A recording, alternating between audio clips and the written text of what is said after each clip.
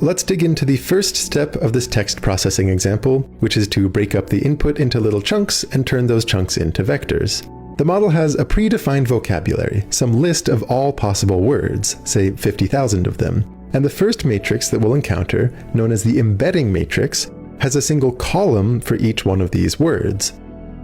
These columns are what determines what vector each word turns into in that first step. Like all the matrices we see, its values begin random, but they're going to be learned based on data. We often call this embedding a word, which invites you to think of these vectors very geometrically, as points in some high-dimensional space.